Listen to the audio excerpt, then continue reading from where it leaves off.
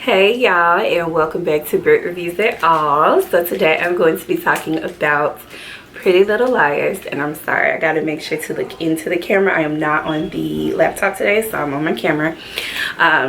Remember to look into the lens. So today I'm going to be reviewing Pretty Little Liars Original Sin episode 6. This one is titled Scars, and I know I have episode 7 to do because that one is up, and I'll get to it as soon as I can, hopefully tonight. Give me one second, let me get a little sip of Gatorade.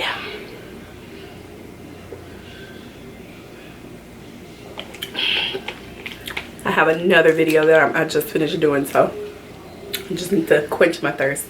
Look y'all, I'm trying to get festive. Got my lips on, you know what I'm saying? Look at my shirt. Anyway, stay focused. Okay, so this episode, Scars, had a lot going on. So we know so Imogen and Tabby, they pick up, they're talking about what happened with Tabby at the bonfire. Like, she's still trying to figure that out and just try to put 2 and 2 together to figure out what the heck happened to her that night. Like, she really thinks one of the football guys, the jocks, did something to her. For YouTube purposes, I'm not going to use the actual word, but if you have been watching and following along, then you know what I'm talking about. So I mean, at the conclusion that we pretty much got from them having that discussion and sharing those intimate details with themselves, pretty much secrets, because Tabby didn't even tell her mom, she didn't tell anybody. Pretty much the both of them, they really don't have a clear memory of exactly what happened and how they ended up knowing that, you know, what happened to them. This is a really huge thing that is like that revolves what's all in through the series, but these are important topics that that they are talking about and discussing, like very strong topics. So I'll try to elaborate as best I can, you know. Now moving on, we have Farron's mom. She gets a package from A, and it was a bloody tattoo gun. So we get the flashback on that scene, and they're pretty much showing where her and Angela, they were out and they went to a tattoo shop, and she was just like, oh, you know, hey, all the girls, we said we're going to get a specific style in the letter of the first letter in our first name. So she was like, you know, you go first. So apparently the girls, they were just making a fun thing of it to completely torture this girl, make it seem like they were, you know, just trying to bring her into the fold with them, and they were really playing a lot of games with her. By the time Angela finished getting her tattoo, which was of course an A on her arm, she looks up and Farron's mother is gone. I forget her name, but she's gone. And I'm just like, all right, Angela, did you like completely go out of it for a second to where you didn't even realize that that she left the room, that she had been gone the entire time? Like, the fact that they just kept doing stuff to this girl, and she just wanted to be with a popular group. She just wanted to be noticed, you know, and feel like she's a part of something, and they really took advantage of her from what we can tell so far, you know. So now let's see, Farron's mom, she's coming to Pittsburgh because, of course, as we know, the whole Black Swan play is still going on. The recital is going on, and Farron's mom did say that she was going to come in to watch her, to see. And then I thought to myself, okay, so she received the package from A. Is she going to be the next one on the list, the next parent who's on the list to pretty much, you know, bring her down, torture her, whatever case that may be? So we're gonna go more, we're gonna talk about that more. So now they showed us where Imogen and Tabby, they went to go meet with Crazy Joe, and I was just like, here y'all go again. Y'all just quick to just run, get up and go talk to any old body, go to weird places together, creepy places together, you know, with no backup, no nothing, just the two of them, like just Tabby and Imogen. And Imogen, you're like extremely pregnant at this point, and I'm just like, alrighty, yikes. But they went to go meet with Crazy Joe, and that is what he likes to go by, and he makes sure to correct them and say, no, I go by Crazy Joe. in a train car, a train car. Is that what we call it, a train car? That's where he lives, and he said he gets paid to watch the area, pretty much. But I guess, hey, if he's cool with it, it is what it is. Now, he pretty much had the information on Angela and their parents, and how he basically said, he's like, I used to be friends with Angela. She was the love of my life. You know, I was really into her. The girls, I mean, he has some not so nice words to say about them, but we do get the clips from his vision, from his point of view, what he saw when it came to Angela and the ladies, the mother parents.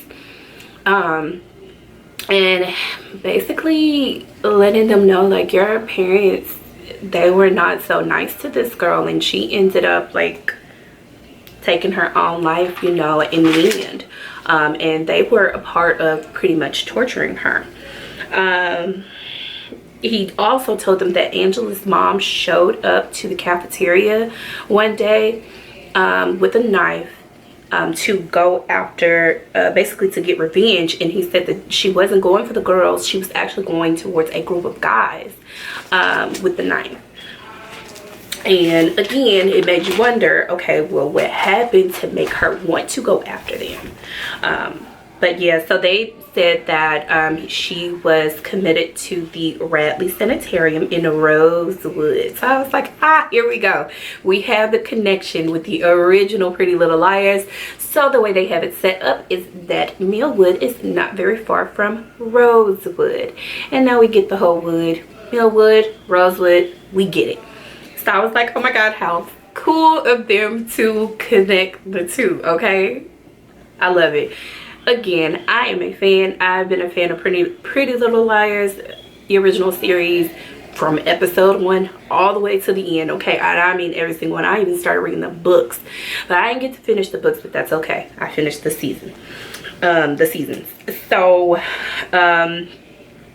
basically, Imogen and Tabby, as we know, just with the way that conversation went with Crazy Joe, obviously, what's the next thing? They're going to want to go to Rosewood to go investigate and speak to this Rose lady. Now, we have Greg and Kelly. They're talking in the auditorium. And so just with the way the conversation was going, I was just, at first I was kind of like, okay, so is Greg in on, is he in on this, that he really knows that that's Karen? But he's just trying to, you know, playing a role, or they playing a role. But then the more the conversation kept going, it was pretty more in a sense of, okay, no, I am not Karen, I am Kelly. I do not act the same as Karen did. You cannot expect the same from me. I mean, he was coming on pretty strong.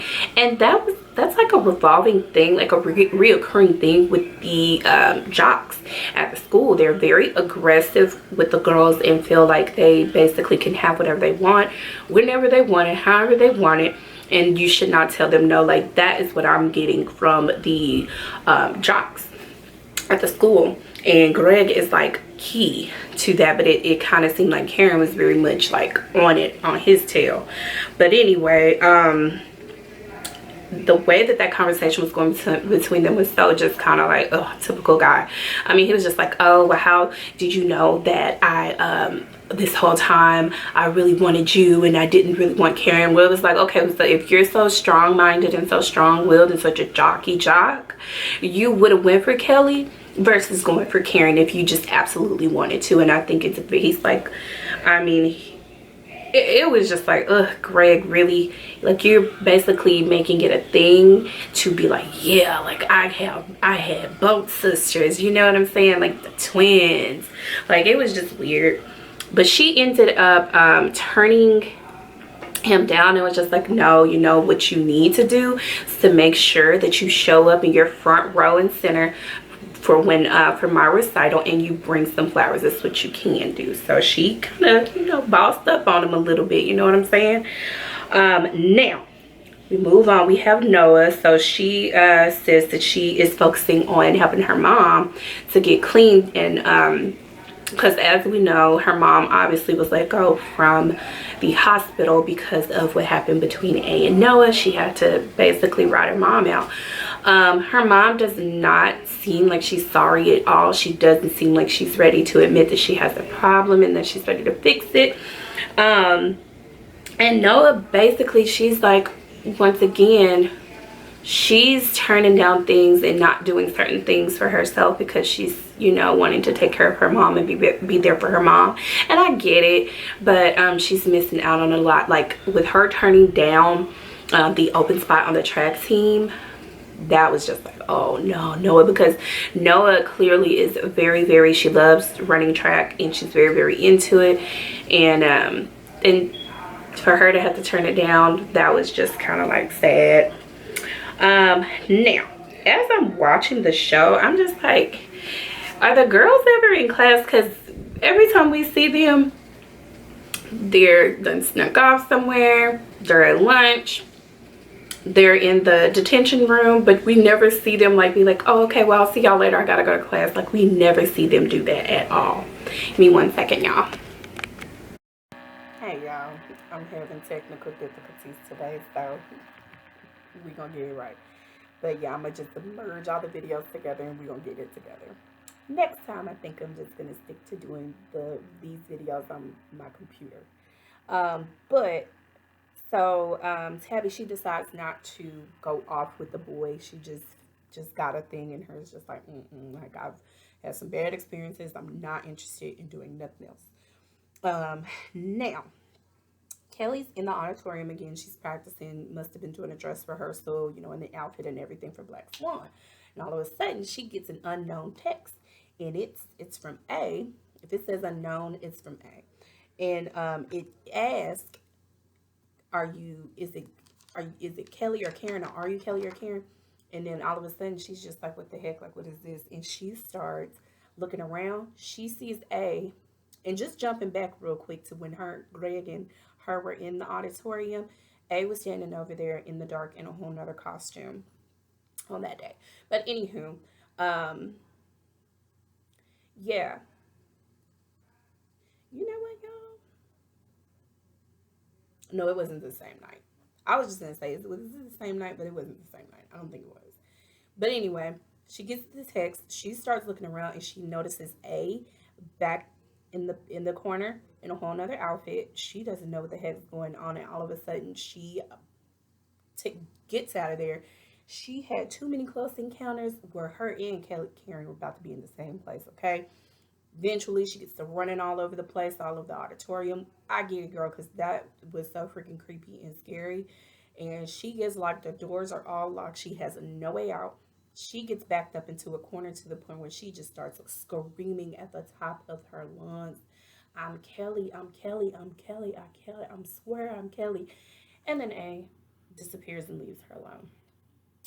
So I guess that is safe to say that Kelly is the actual twin that is still alive.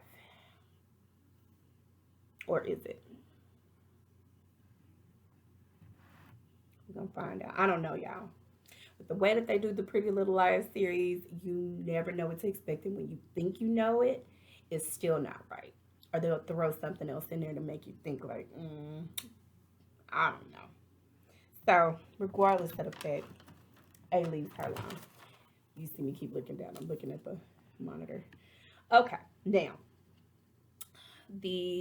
let's see what happens. The janitor shows up and is talking to Imogen and Tabby.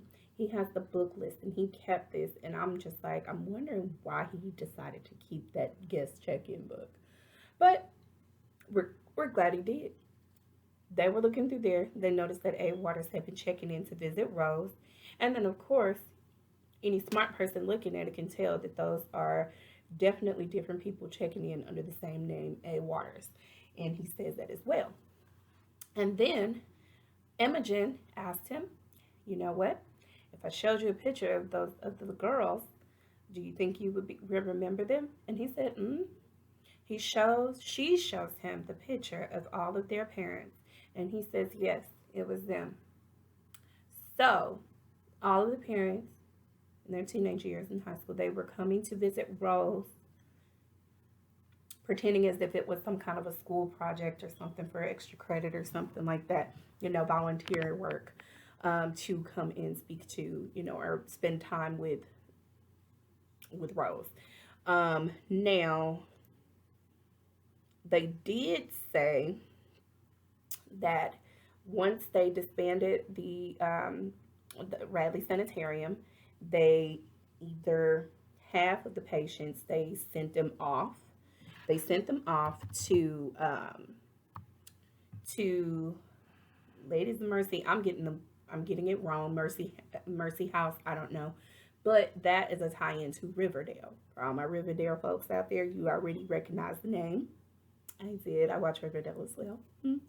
And then also they said that the rest of them they just kind of shipped them off in buses and just kind of sent them away, like dropped them off and left them places. I'm just like, what kind of crap is that? Like, who does that? Just terrible. But now we do find out that Rose, she had a psychotic break because of what she found out what happened to her daughter. So Angela something similar to Imogen, and Tabby the same happened to her as well. Um, right before she took her own life. So that again, like I said, those are like major serious topics that are like revolving all up and through the series so far. But those are things that need to be discussed and talked about. Now, moving on from that, Farron, she gets a text.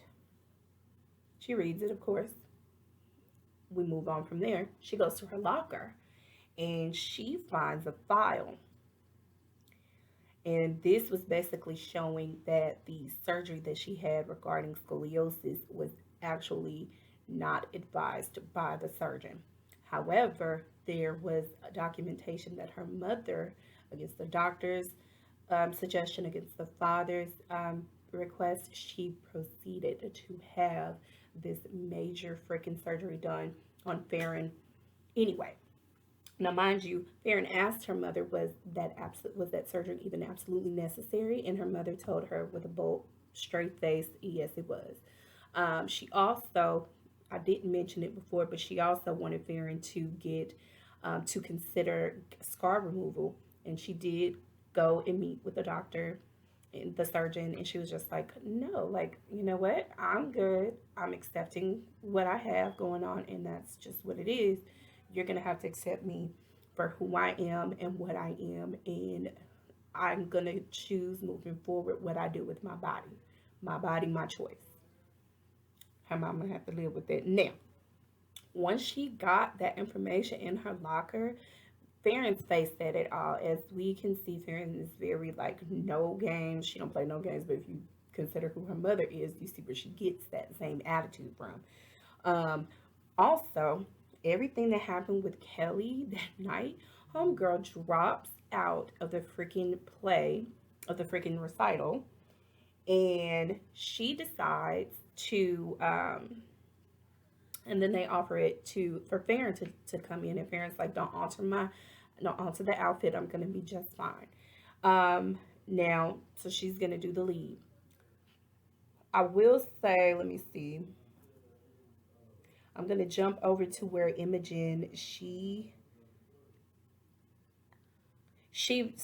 basically tells, she shares with Tabby her experience of what happened. She said she went, it was the night of the party where she got into it with Karen. That all happened. She got really emotional, so she went off. She started drinking by herself. Next thing she knows, she wakes up on the beach, and that, she explained everything from there. And so she's just like, and that's how she got pregnant. So now we know where the whole pregnancy came from pertaining to Imogen. Um, Now we move on. We have Noah's mom. She's still not trying to change. Instead of trying to go forward with what Noah was trying to help her with, she ends up saying, no, I don't want your help. You go do your thing. You go live your life. Don't worry about me. I got this. I don't need no help. She went and got a job at some pizzeria or something like that. And she's going to be pretty much, she has a job somewhere else. So she's in the back smoking a cigarette. She's waiting on the guy to come bring her some medicine that she's not supposed to be having. So again, to say that you don't have a problem, yeah. Anyway, now the girls, they are asking for an update on what happened at Rosewood. So the girl, they're gonna get there, but the major thing at the end was Farron's bio. All of the dancers, they had their bios up.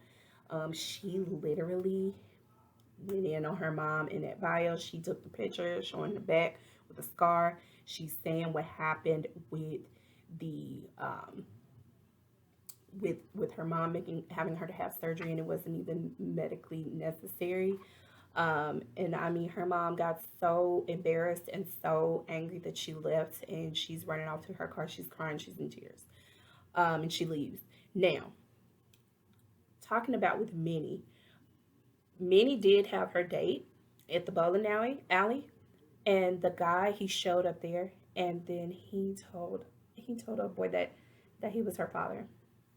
At this point, he's stalking her because also while they were at the play or the recital, he's there watching, doing this in the back, doing this. That was just like, for real. Okay. I don't know what Minnie has gotten herself into, but oh my God, her mouth's over. I'm gonna look her name up, y'all. I swear. In the next video, I'm gonna get it right. He's following her. I don't know what's gonna happen with this. I don't know if A is gonna step in and do something. We don't know. But OMG, girl, you have gotten yourself into some mess. Um, Now at the end, Farron did her thing on the stage. We did not get to see. We only got to see where she went off onto the stage to get started. In the end, everyone's congratulating her. Her father comes running in the end. He's in distress, and you can tell something's wrong. And he says, "Your mom, she's in the hospital right now. She got into an accident. You need to come with me." And that is where they ended it. So we're gonna see what happens with the recital. I mean, not with the recital. We're gonna see what happens with the next episode, and I will keep it coming. I'm gonna keep reviewing because I love the show. Let me know what y'all thought about this episode, or just the season so far. Hit the notification bell button so you'll be notified when I post another video. Please like, comment, and subscribe, okay? And thank you for watching. Bye, y'all.